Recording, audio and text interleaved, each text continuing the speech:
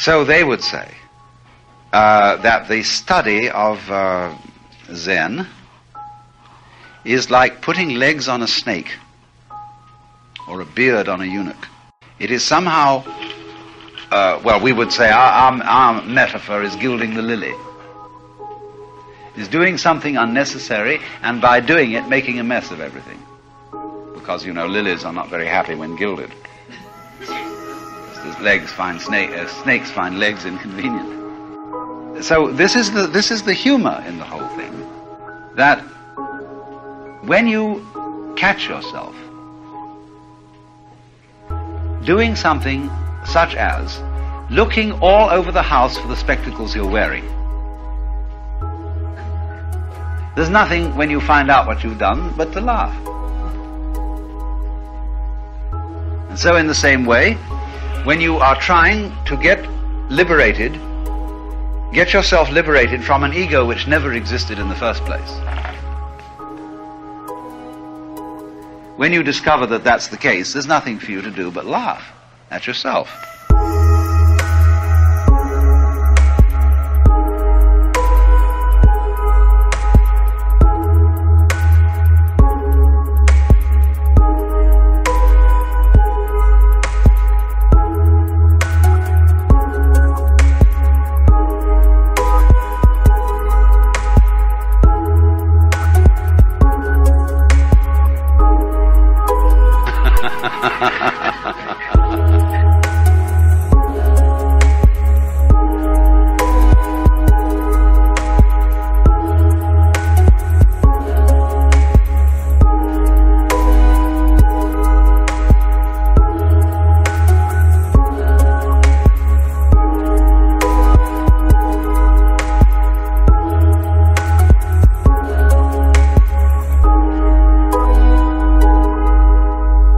And the whole of Zen is based on this. Zen, you see, traps you, cunningly enough, into going through a great discipline. And boy, it's not the case of somebody coming out and telling you, you come here and this discipline is good for you, and you better crowd in around here and all take it.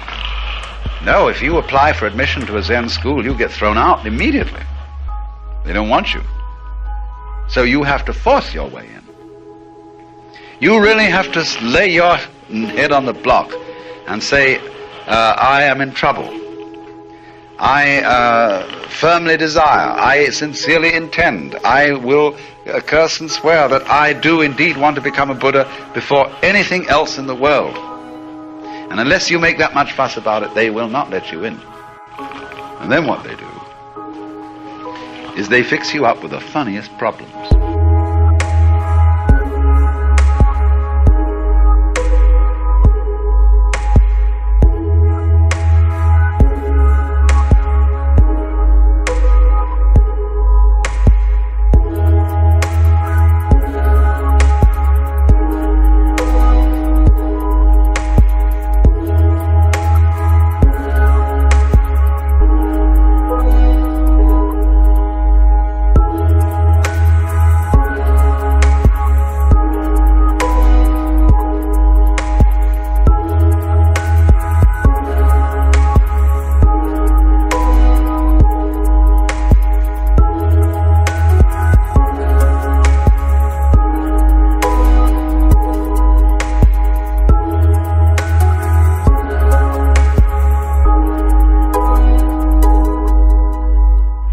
Two that I might illustrate this with. One is, you have to show the teacher who you really are. Not who you've been brought up to be, but who you are originally before your father and mother conceived you. That is to say, you must perform a completely sincere and spontaneous act, or they will ask you to hear the sound of one hand.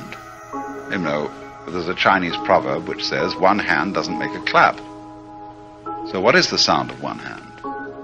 Whew. You know those rascals, what they get away with. But they get away with it, you see, just as long as there's someone ready to be fooled.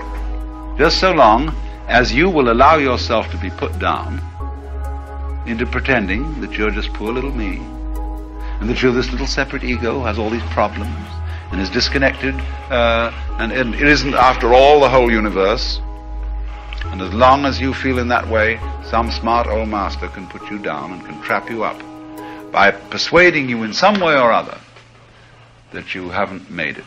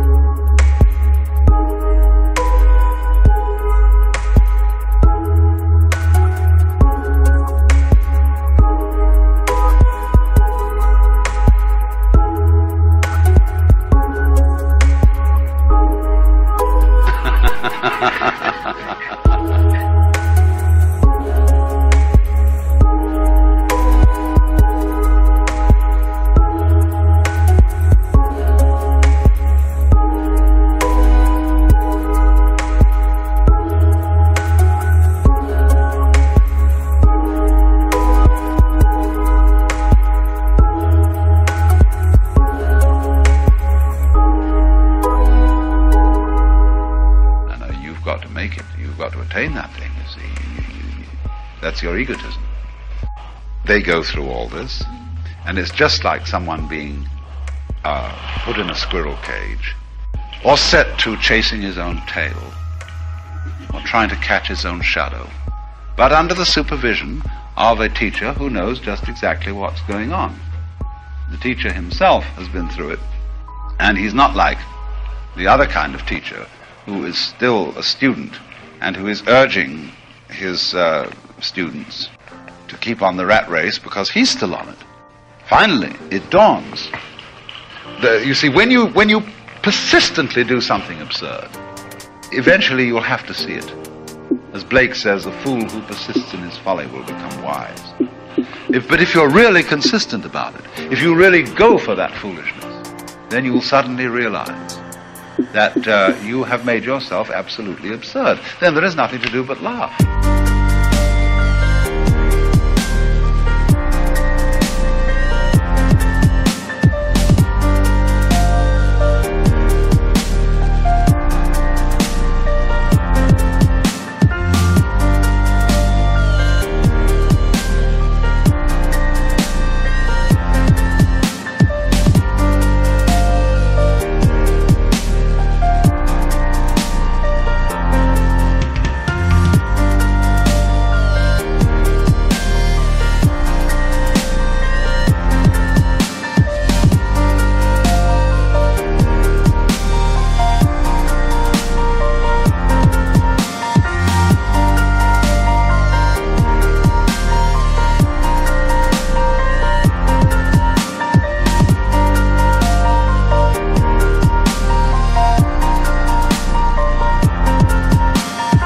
As for the teacher who trapped you into this, you're very, very grateful to him.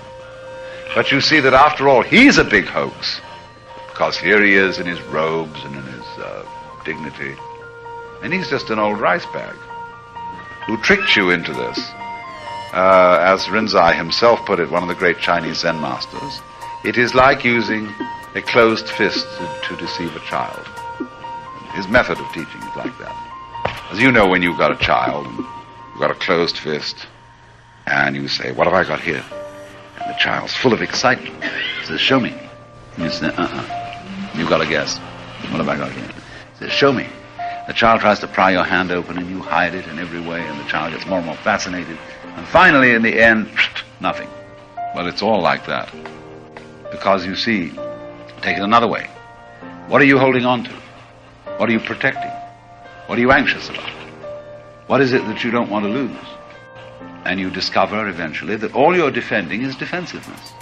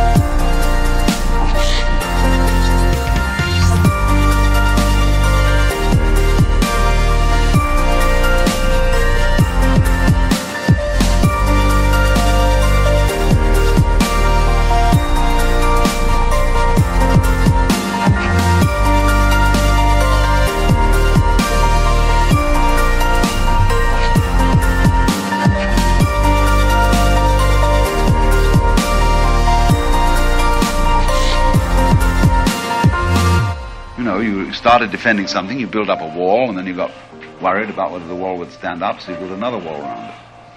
You build another one around that. And really it's a sort of onion system in which there's no center. So we are defending our defensive.